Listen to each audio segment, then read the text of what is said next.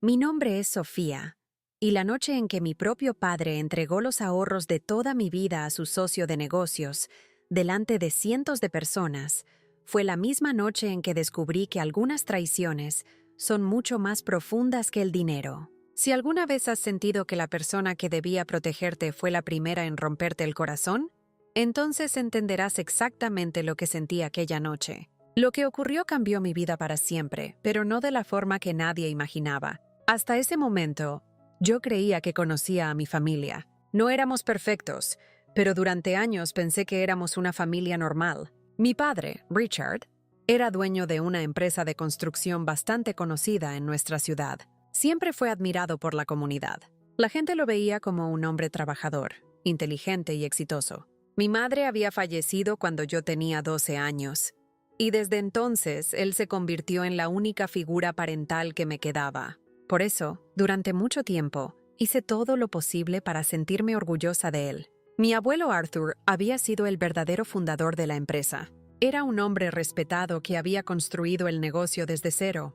Cuando yo era pequeña, pasaba horas escuchando sus historias sobre sacrificio, honestidad y esfuerzo. Él siempre decía que el dinero era importante, pero que la integridad valía mucho más. Antes de morir, me tomó de la mano y me prometió algo que jamás olvidé. Me dijo que había preparado un fondo universitario para mí. Según él, ese dinero debía garantizar que pudiera estudiar donde quisiera y construir una vida independiente. Durante años, aquella promesa se convirtió en una luz que me acompañaba. Sabía que el fondo existía. Mi abuelo lo había mencionado delante de abogados, familiares y amigos. Incluso algunos profesores conocían la historia. Cuando las cosas se ponían difíciles, cuando trabajaba hasta tarde estudiando, o cuando rechazaba salidas con amigos para concentrarme en mis notas, pensaba en ese futuro que mi abuelo había querido proteger para mí. A los 17 años recibí la noticia que había esperado durante meses. La universidad de mis sueños aceptó mi solicitud.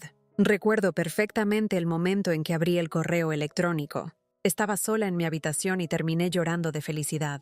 Aquella noche llamé a mi padre para contarle la noticia. Esperaba entusiasmo, esperaba orgullo, esperaba escuchar que todo el esfuerzo había valido la pena. Pero su reacción fue extraña. Me felicitó brevemente y cambió de tema casi de inmediato. En aquel momento decidí no darle demasiada importancia. Las semanas siguientes estuvieron llenas de preparativos. Mi padre organizaba un enorme evento para celebrar el aniversario de la empresa. Según él, sería la reunión más importante de los últimos años. Asistirían empresarios, políticos locales, empleados veteranos y socios comerciales. La ciudad entera parecía hablar de aquella gala. Yo pensaba que simplemente era una celebración corporativa, pero mi padre insistió varias veces en que debía asistir. Incluso me pidió que comprara un vestido elegante porque, según sus palabras, esa noche también habría una sorpresa para mí. Aquella frase despertó mi curiosidad. Durante días imaginé diferentes posibilidades. Quizás anunciaría públicamente mi ingreso a la universidad. Tal vez quería homenajear la memoria de mi abuelo. Incluso llegué a pensar que aprovecharía la ocasión para hablar del fondo universitario y de los planes para mi futuro. Por primera vez en mucho tiempo sentí que tal vez mi padre estaba intentando acercarse a mí. La noche de la gala llegó más rápido de lo esperado. El salón estaba decorado de manera impresionante. Grandes lámparas iluminaban el techo. Las mesas estaban cubiertas con manteles blancos impecables. Había música en vivo, cámaras grabando cada momento y empleados caminando de un lado a otro atendiendo a los invitados. Cuando entré al lugar, muchas personas me saludaron con cariño. Algunos habían trabajado con mi abuelo décadas atrás. Escuchar sus historias me hizo sentir cerca de él nuevamente. Mientras caminaba entre los invitados, observé algo que me llamó la atención. El socio principal de mi padre, un hombre llamado Victor Hale, parecía especialmente nervioso. Victor llevaba años trabajando junto a él. Siempre me había parecido amable, aunque distante. Aquella noche evitaba mirar directamente a los ojos de ciertas personas. Varias veces lo vi susurrando con mi padre en un rincón del salón. Cuando me acercaba, ambos interrumpían la conversación de inmediato. Intenté ignorar aquella sensación incómoda. Quería disfrutar la noche. Después de todo, era un evento importante para nuestra familia. Durante la cena, mi padre sonreía constantemente frente a los invitados. Levantaba copas, contaba historias y recibía felicitaciones. Parecía estar viviendo uno de los mejores momentos de su vida. Yo observaba todo desde mi asiento, preguntándome cuándo llegaría la sorpresa que había mencionado. Pasaron las horas y finalmente llegó el momento de los discursos. Las luces disminuyeron ligeramente. La música se detuvo. Un presentador anunció que Richard quería compartir unas palabras especiales sobre el futuro de la empresa. Los invitados comenzaron a aplaudir mientras mi padre subía al escenario. Yo sonreí. Pensé que aquel sería el momento en que hablaría de mí, de la universidad, o quizás de mi abuelo. Después de agradecer a los empleados y socios, mi padre hizo algo inesperado. Pronunció mi nombre y me pidió que subiera al escenario junto a él. Los asistentes giraron sus cabezas hacia mí. Sentí los aplausos acompañándome mientras caminaba lentamente hasta la tarima. Mi corazón latía con fuerza. Durante unos segundos pensé que estaba viviendo uno de los momentos más importantes de mi vida. Cuando llegué a su lado, me abrazó delante de todos. Aquello era extraño porque rara vez mostraba afecto en público. La multitud sonrió. Algunas personas incluso comenzaron a grabar con sus teléfonos. Yo estaba nerviosa, pero también emocionada. Creía que finalmente escucharía algo que me haría sentir orgullosa. Entonces mi padre tomó el micrófono y comenzó a hablar sobre sacrificios. Dijo que los verdaderos líderes debían tomar decisiones difíciles. Dijo que a veces el bienestar de muchas personas dependía de una sola elección. Dijo que salvar una empresa era más importante que proteger intereses individuales. Al principio no entendía dónde quería llegar, pero entonces pronunció las palabras que destruyeron todo. Anunció que el fondo universitario de $312,000 que mi abuelo había dejado para mí había sido utilizado para rescatar la empresa durante una crisis financiera secreta. Explicó que el dinero había sido transferido a través de Víctor para cubrir operaciones urgentes y mantener cientos de empleos. Hablaba como si estuviera relatando una historia heroica. Los invitados comenzaron a aplaudir. Yo me quedé inmóvil. Sentí que el suelo desaparecía bajo mis pies. No podía procesar lo que acababa de escuchar. Miré a mi padre esperando que dijera que era una broma. Esperé alguna aclaración. Esperé que corrigiera aquellas palabras. Pero siguió hablando con total tranquilidad. Lo peor no fue perder el dinero. Lo peor fue escuchar cómo las personas celebraban la decisión. Aplaudían, sonreían, felicitaban a mi padre. Algunos incluso gritaban que había hecho lo correcto. Nadie parecía darse cuenta de que estaban celebrando la destrucción de mi futuro. Intenté hablar, pero mi garganta estaba completamente seca. Sentía las lágrimas acumulándose detrás de mis ojos. Víctor subió al escenario y estrechó la mano de mi padre mientras los fotógrafos capturaban el momento. Aquella imagen parecía una ceremonia de victoria. Yo estaba allí, atrapada entre ellos, convertida en un simple accesorio de una historia que no había elegido. Cuando finalmente logré mirarlos de cerca, vi algo que me heló la sangre. Víctor no parecía feliz, parecía asustado. Y cuando mi padre se inclinó hacia él para decirle algo al oído, pude escuchar apenas unas palabras. ¿La firma? Nadie debe encontrar la firma. Fue solo una frase. Pero en ese instante comprendí que aquella historia estaba lejos de haber terminado. Aquella noche casi no dormí. Cada vez que cerraba los ojos volvía a ver el escenario. Los aplausos, las sonrisas y la expresión de orgullo en el rostro de mi padre mientras anunciaba la desaparición de mi fondo universitario. Lo que más me atormentaba no era solamente el dinero, era la facilidad con la que había tomado una decisión sobre mi futuro sin siquiera hablar conmigo. Durante horas permanecí sentada junto a la ventana de mi habitación, observando la oscuridad, intentando encontrar alguna explicación lógica para todo aquello. A la mañana siguiente bajé a la cocina decidida a exigir respuestas. Mi padre estaba leyendo documentos mientras tomaba café, como si nada extraordinario hubiera ocurrido. Me senté frente a él y pregunté directamente dónde estaba mi dinero. Ni siquiera levantó la vista de los papeles. Con una tranquilidad que me resultó insoportable, respondió que la decisión ya estaba tomada y que debía aprender a aceptar los sacrificios necesarios para el bien común. Aquellas palabras me hicieron sentir aún más pequeña. No hablaba como un padre. Hablaba como un empresario defendiendo una operación financiera. Intenté insistir. Le recordé que mi abuelo había creado ese fondo específicamente para mis estudios. Le recordé que había trabajado durante años pensando en ese futuro. Pero él simplemente cerró la carpeta que estaba leyendo y me dijo que algunas personas tenían la suerte de recibir oportunidades y otras debían construirlas por sí mismas. Después se levantó y salió de la casa sin agregar una sola explicación adicional. Me quedé sola en la cocina sintiendo que cada respuesta generaba más preguntas. Durante los días siguientes intenté concentrarme en mis exámenes finales, pero era imposible. Todo parecía haber perdido sentido. Mis amigos notaron que algo iba mal. Una tarde, mientras almorzábamos cerca del instituto, les conté lo sucedido. Esperaba que me dijeran que no tenía opciones, que debía resignarme. Sin embargo, reaccionaron de manera muy diferente. Uno de ellos me preguntó algo que nadie me había preguntado hasta entonces. Quería saber si alguna vez había visto personalmente los documentos relacionados con el fondo. La respuesta era no.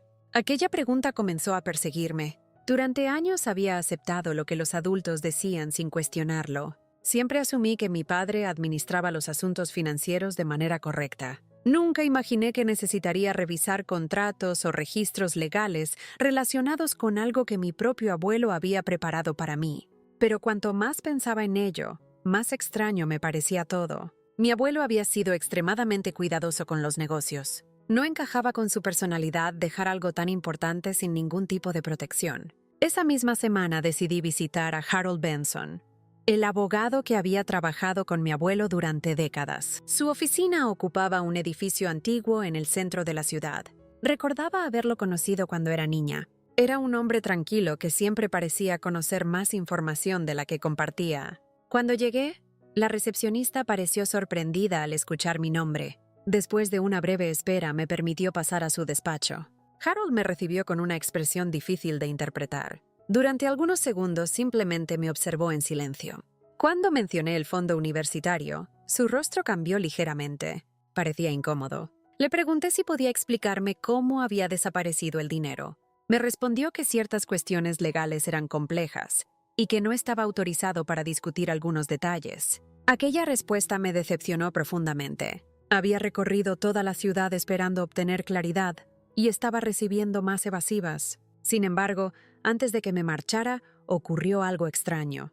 Harold abrió un cajón de su escritorio, revisó varios documentos y finalmente sacó una vieja libreta. No me permitió verla, pero permaneció observándola durante varios segundos. Después levantó la vista y me dijo algo que cambió completamente mi manera de entender la situación. Según él, mi abuelo nunca dejaba cabos sueltos. Si había creado aquel fondo, probablemente también había previsto escenarios que otras personas no imaginaban.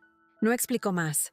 Simplemente me recomendó revisar cuidadosamente cualquier documento antiguo relacionado con mi abuelo. Aquella conversación despertó una nueva determinación dentro de mí. Si nadie quería contarme la verdad, tendría que encontrarla sola. Comencé a revisar cajas almacenadas en el ático de nuestra casa. Eran objetos que habían pertenecido a mi abuelo y que permanecían olvidados desde su muerte. Encontré fotografías, cartas, agendas personales y carpetas llenas de notas. Muchas noches permanecí despierta hasta la madrugada clasificando papeles cubiertos de polvo. La mayoría parecía irrelevante, pero poco a poco comenzaron a aparecer detalles interesantes. Descubrí registros de reuniones empresariales que nunca había escuchado mencionar. Encontré correspondencia entre mi abuelo y varios asesores financieros. Algunas cartas hablaban de confianza, protección y legado.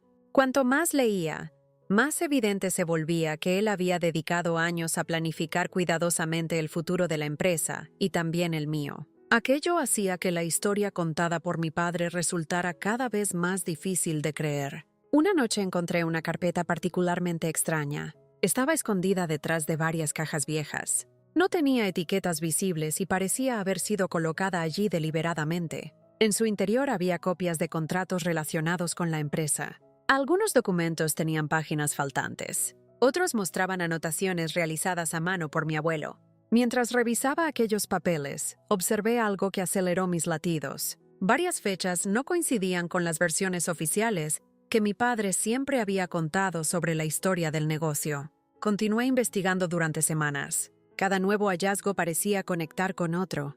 Comencé a elaborar una cronología detallada. Pronto aparecieron inconsistencias imposibles de ignorar. Había movimientos financieros registrados antes de ciertos acuerdos comerciales. Existían referencias a cláusulas que no aparecían en los contratos disponibles. Incluso encontré menciones repetidas a documentos complementarios que nadie parecía haber visto durante años. Mientras tanto, El comportamiento de mi padre también comenzó a cambiar. Cada vez que me veía revisando archivos o tomando notas, se mostraba inquieto. En varias ocasiones me preguntó qué estaba buscando exactamente. Sus preguntas parecían casuales, pero noté una tensión evidente detrás de cada conversación. Víctor también empezó a comportarse de manera extraña. Un día me llamó por teléfono para decirme que remover el pasado solo causaría dolor innecesario. Aquella advertencia tuvo el efecto contrario. Confirmó que estaba acercándome a algo importante. Poco después ocurrió un hecho aún más revelador. Revisando una agenda personal de mi abuelo, encontré varias referencias a reuniones privadas con expertos legales. Junto a algunas fechas aparecía siempre la misma anotación escrita a mano. Protección especial para Sofía. Verificar cláusula final. Aquellas palabras me dejaron inmóvil. Era la primera vez que encontraba evidencia directa de que mi abuelo había diseñado algo específicamente para protegerme. Empecé a visitar archivos públicos, registros empresariales y bibliotecas jurídicas. Aprendí más sobre contratos y sociedades comerciales en pocas semanas que durante toda mi vida anterior. Lo que inicialmente parecía una búsqueda emocional se convirtió en una investigación meticulosa. Y cuanto más avanzaba, más convencida estaba de que una parte crucial de la historia permanecía oculta. Una tarde recibí una llamada desde un número desconocido. Estuve a punto de ignorarla, pero algo me hizo responder. Al otro lado de la línea había una voz masculina que se presentó como Daniel Mercer, un abogado especializado en derecho corporativo. Dijo que había trabajado años atrás con uno de los asesores de mi abuelo. Después guardó silencio durante unos segundos antes de pronunciar una frase que hizo que mi corazón se acelerara. Según él, había encontrado una copia del contrato original de asociación que todos creían perdido. Y dentro de ese contrato existía una página que nadie había visto en muchos años. Una página que contenía la firma que ciertas personas habían estado intentando ocultar desesperadamente. Durante varios segundos permanecí inmóvil con el teléfono en la mano. Sentía que mi corazón golpeaba con tanta fuerza que apenas podía escuchar la voz del abogado. Después de semanas buscando respuestas, por primera vez alguien afirmaba tener una prueba concreta. No una sospecha, no una teoría. Una prueba. Le pregunté dónde podíamos reunirnos. Daniel Mercer me respondió que prefería hablar en persona y lejos de la empresa. Su tono era cauteloso, como si incluso aquella llamada pudiera representar un riesgo. Acepté encontrarme con él al día siguiente. Aquella noche fue diferente a todas las anteriores. Por primera vez desde la gala sentí algo parecido a la esperanza. Sin embargo, también tenía miedo. Una parte de mí temía descubrir que todo había sido una falsa ilusión. Otra parte temía que la verdad fuera mucho peor de lo que imaginaba. Me acosté tarde, repasando mentalmente cada detalle de las últimas semanas. La frase que había escuchado en el escenario seguía resonando dentro de mi cabeza. Nadie debe encontrar la firma. A la mañana siguiente, viajé hasta una pequeña ciudad ubicada a unos 40 minutos de distancia. Daniel había elegido una oficina discreta lejos del centro financiero. El edificio era modesto y prácticamente vacío. Cuando llegué, un asistente me condujo hasta una sala de reuniones privada. Daniel ya estaba allí esperándome. Era un hombre de unos 50 años, serio pero amable. Sobre la mesa había una carpeta gruesa llena de documentos. Antes de mostrarme nada, me pidió que escuchara atentamente. Explicó que había trabajado durante años con uno de los asesores legales que colaboraron con mi abuelo Arthur. Tras la muerte de aquel asesor, varias cajas con archivos antiguos fueron almacenadas sin ser revisadas durante mucho tiempo. Meses atrás, mientras organizaban esos documentos, apareció una copia certificada de un contrato empresarial relacionado con la fundación de la compañía. Según Daniel, nadie le había prestado demasiada atención hasta que escuchó las noticias sobre el uso de mi fondo universitario. Entonces abrió la carpeta. Lo primero que vi fue la firma de mi abuelo. Reconocí inmediatamente su caligrafía. Había visto aquella firma en fotografías, cartas y documentos familiares. Sentí un nudo en la garganta. Era como si una parte de él hubiera regresado para hablar conmigo. Daniel colocó varias páginas sobre la mesa y comenzó a explicarme la estructura del contrato. La empresa no había sido creada únicamente para generar beneficios económicos. Mi abuelo había incorporado una serie de mecanismos destinados a proteger tanto el negocio como a ciertos miembros de la familia. Algunas cláusulas resultaban extremadamente inusuales. habían sido redactadas específicamente para evitar abusos internos o decisiones que pusieran en peligro el legado construido durante décadas. Mientras avanzábamos página tras página, comprendí por qué tantas personas habían intentado ocultar aquel documento. Varias disposiciones limitaban el poder de los futuros directivos. Otras exigían transparencia absoluta en determinadas operaciones financieras. Pero nada me preparó para lo que apareció al llegar a las últimas páginas. Allí estaba la cláusula especial. La cláusula que mencionaba mi nombre. Mi abuelo la había redactado muchos años antes de morir. Incluso antes de que yo entendiera lo que significaba administrar dinero o dirigir una empresa. La cláusula establecía que el fondo educativo creado para mí no podía ser utilizado, transferido, prestado ni comprometido, bajo ninguna circunstancia sin mi consentimiento directo, una vez alcanzara la mayoría de edad. Además, cualquier uso indebido activaría automáticamente un mecanismo de compensación dentro de la estructura societaria. Leí aquellas líneas varias veces. Pensé que estaba interpretándolas mal, pero Daniel confirmó exactamente lo que significaban. Si alguien utilizaba mi fondo sin autorización, las consecuencias serían enormes, mucho mayores de lo que imaginaba. El documento continuaba explicando que cualquier persona beneficiada por una transferencia ilegal de esos recursos perdería parte de su participación accionaria dentro de la empresa. Esa participación sería transferida automáticamente al beneficiario afectado, es decir, a mí. La cláusula había sido diseñada para impedir precisamente el escenario que acababa de ocurrir. Sentí que el aire desaparecía de la habitación. Durante semanas me había visto como la víctima de una injusticia. Ahora descubría que mi abuelo había previsto algo parecido décadas atrás. Era como si hubiera sabido exactamente de quién debía protegerme. Daniel continuó revisando los documentos. También existían registros financieros que demostraban que los fondos habían sido transferidos a través de estructuras controladas por Victor Hale. Cada movimiento estaba documentado. Cada fecha coincidía. Cada firma había quedado registrada. La evidencia era mucho más sólida de lo que esperaba. Entonces le pregunté la cuestión que más me preocupaba.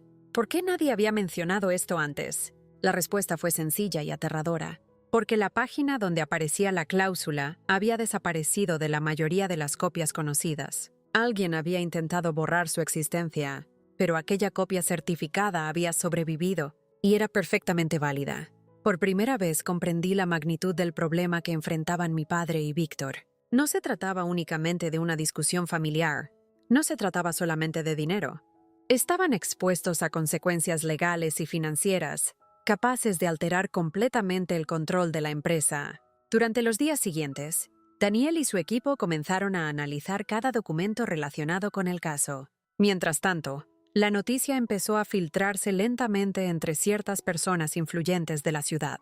Algunos antiguos socios de mi abuelo fueron contactados. Varios confirmaron que recordaban conversaciones sobre mecanismos especiales de protección. Otros admitieron haber escuchado rumores acerca de una cláusula secreta que nadie había visto durante años. La presión sobre mi padre aumentó rápidamente. Las preguntas comenzaron a multiplicarse. Los empleados hablaban entre ellos. Los accionistas exigían explicaciones. Los rumores recorrían los pasillos de la empresa. Y por primera vez, Richard y Víctor dejaron de parecer hombres seguros de sí mismos. Intentaron acercarse a mí, primero de manera amistosa, después de manera insistente.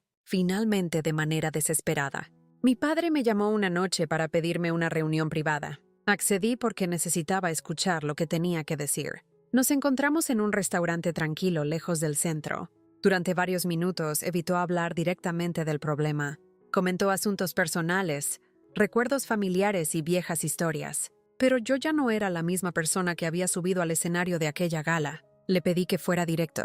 Su expresión cambió. Entonces me dijo que algunas cosas debían permanecer dentro de la familia. Me pidió que abandonara la investigación. Me aseguró que podían encontrar otra forma de compensarme. Prometió ayudarme con la universidad. Prometió reconstruir nuestra relación. Prometió muchas cosas, pero nunca negó lo ocurrido. Nunca negó la existencia de la cláusula. Nunca negó que hubieran utilizado el dinero. Aquella conversación me confirmó más de lo que cualquier documento podía demostrar. Cuando regresé a casa, encontré varios mensajes de Daniel. Quería reunirse conmigo inmediatamente a la mañana siguiente. Su tono transmitía urgencia. Durante toda la noche imaginé diferentes escenarios. Ninguno se acercó a la realidad. Al llegar a su oficina, encontré a varias personas reunidas alrededor de una mesa llena de carpetas legales. Daniel sonreía por primera vez desde que lo había conocido. Me invitó a sentarme. Luego colocó delante de mí una resolución preliminar emitida por el tribunal encargado de revisar el caso.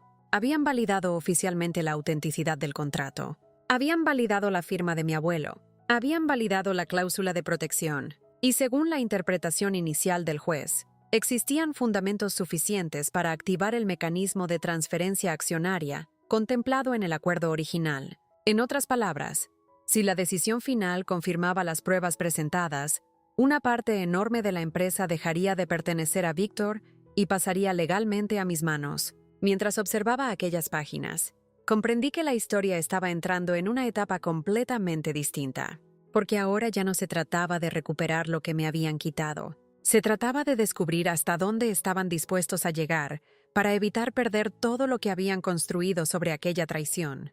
Durante las semanas que siguieron, mi vida se convirtió en algo que jamás habría imaginado. Pasé de ser una estudiante preocupada por exámenes y solicitudes universitarias a convertirme en el centro de una batalla legal que toda la ciudad seguía de cerca.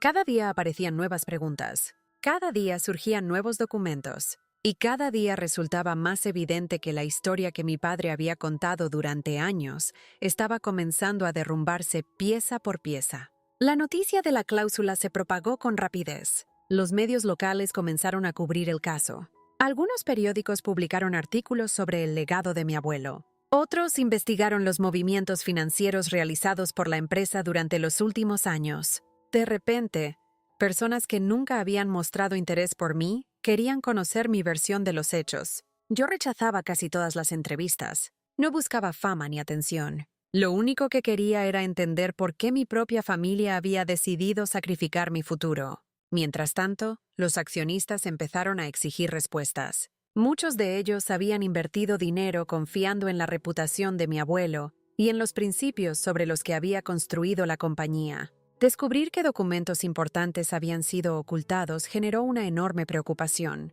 Algunos exigieron auditorías completas. Otros solicitaron reuniones de emergencia.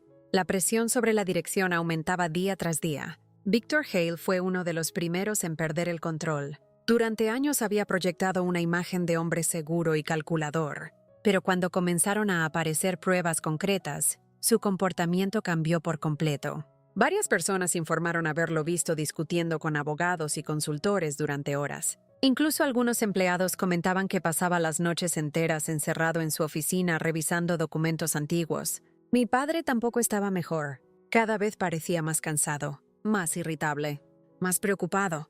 Las cámaras captaban expresiones que antes nunca mostraba. Por primera vez, la imagen del empresario exitoso comenzaba a resquebrajarse. Aún así, siguió intentando convencerme de detener el proceso.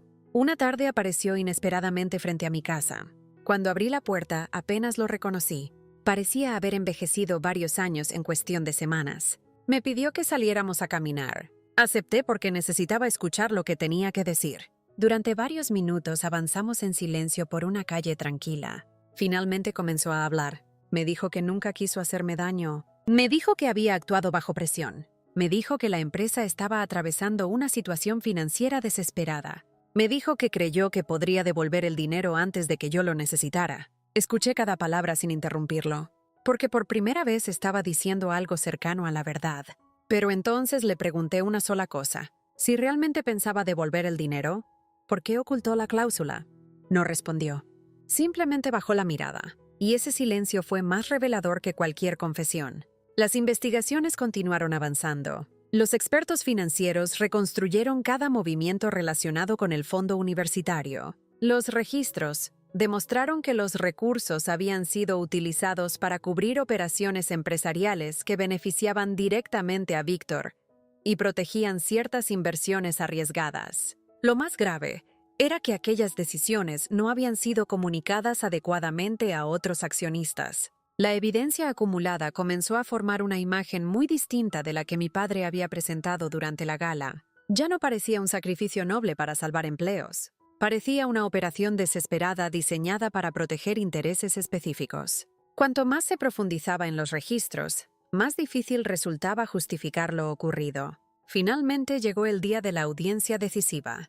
La sala estaba llena. Abogados, periodistas, accionistas, antiguos amigos de mi abuelo, incluso algunos empleados veteranos que habían trabajado con él durante décadas. Cuando entré, sentí el peso de todas aquellas miradas, pero ya no era la joven paralizada que había subido al escenario semanas atrás. Algo dentro de mí había cambiado. Había pasado demasiado tiempo sintiéndome víctima. Ahora estaba preparada para escuchar la verdad completa. Los abogados presentaron los documentos uno por uno.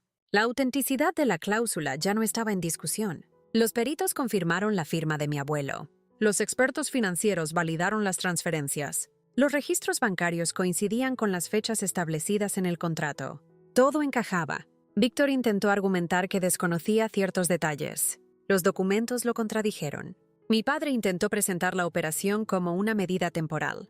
Los registros demostraron otra cosa. Cada explicación encontraba una prueba que la desmentía. Cada defensa parecía debilitarse más. Después de varias horas, el tribunal emitió su decisión. El uso de mi fondo universitario había violado directamente las condiciones establecidas por mi abuelo. La cláusula de protección debía aplicarse, y las consecuencias contempladas en el contrato entrarían en vigor. El silencio que llenó la sala fue absoluto. Nadie se movió. Nadie habló. Durante unos segundos, parecía que incluso el tiempo se había detenido. Víctor cerró los ojos. Mi padre permaneció inmóvil. Yo simplemente observé. Entonces llegaron los detalles. La participación accionaria afectada por la cláusula sería transferida según las condiciones establecidas décadas atrás. Una parte significativa de la empresa pasaría legalmente a mi nombre. La misma empresa por la que habían sacrificado mi futuro. La misma empresa utilizada como excusa para quitarme mis oportunidades. La misma empresa que mi abuelo había construido con sus propias manos. En cuestión de minutos todo cambió. Los hombres que habían controlado el negocio durante años perdían gran parte de su poder. La joven a la que habían ignorado se convertía en una de las principales propietarias. La ironía era tan grande que incluso algunos periodistas tardaron en comprenderla.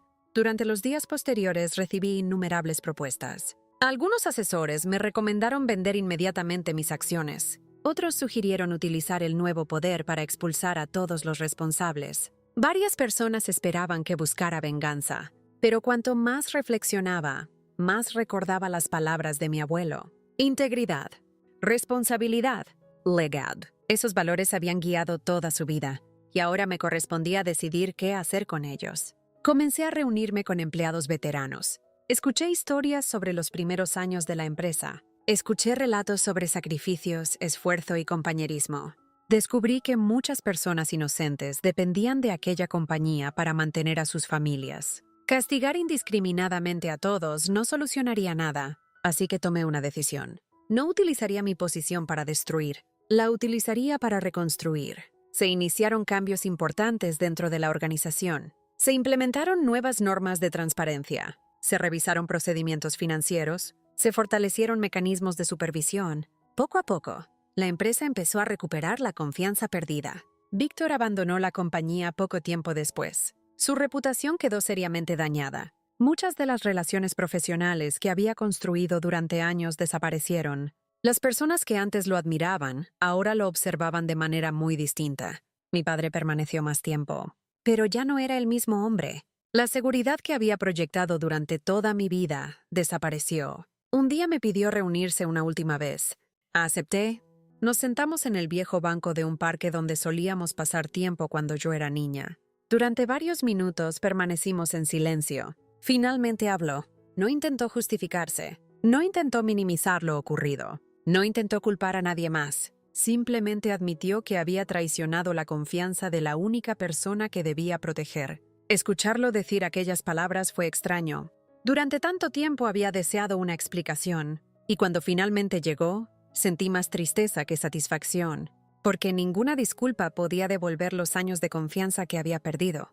Poco después recibí otra noticia importante. La universidad de mis sueños confirmó oficialmente mi inscripción. Gracias a la recuperación de los recursos y a la nueva estabilidad financiera, por fin podía construir el futuro que había imaginado durante tantos años. Semanas más tarde, antes de comenzar esa nueva etapa, decidí visitar el cementerio donde descansaba mi abuelo. Llevé conmigo una copia del contrato. También llevé una fotografía antigua en la que aparecíamos juntos. Me senté frente a su lápida durante largo tiempo. Pensé en todo lo ocurrido. Pensé en las mentiras, en las traiciones, en las pérdidas. Pero también pensé en algo más. Mi abuelo había visto algo que yo no podía ver cuando era niña. Había comprendido que las mayores amenazas no siempre vienen de desconocidos. A veces aparecen dentro de la propia familia. Por eso había creado aquella protección. Por eso había dejado aquella firma. Por eso había dedicado tanto esfuerzo a proteger un futuro que todavía no existía. Mientras observaba la fotografía, comprendí algo que jamás olvidaría. La verdadera herencia nunca fueron los $312,000, ni las acciones, ni la empresa, ni el poder. La verdadera herencia fue la oportunidad de descubrir mi propia fortaleza cuando todo parecía perdido. Me levanté lentamente. Guardé la fotografía. Guardé el contrato. Y mientras me alejaba de aquel lugar rumbo a la vida que estaba comenzando, entendí que la firma que todos intentaron esconder no solo había revelado una traición, también había demostrado que algunas personas nos aman tanto que encuentran la forma de protegernos, incluso cuando ya no están aquí. Al final entendí que las mayores traiciones pueden venir de las personas que más amamos, pero también que nuestra fuerza aparece cuando creemos haberlo perdido todo. Mi abuelo no solo me dejó dinero o acciones, me dejó una oportunidad para defender mi futuro y descubrir quién era realmente. Si esta historia te dejó una enseñanza, cuéntame en los comentarios escribiendo «Llegué hasta el final» para saber que acompañaste esta historia hasta el último momento. No olvides dejar tu like, suscribirte al canal y activar la campanita de notificaciones para seguir recibiendo más historias emocionantes como esta. Gracias por tu tiempo y por formar parte de esta comunidad.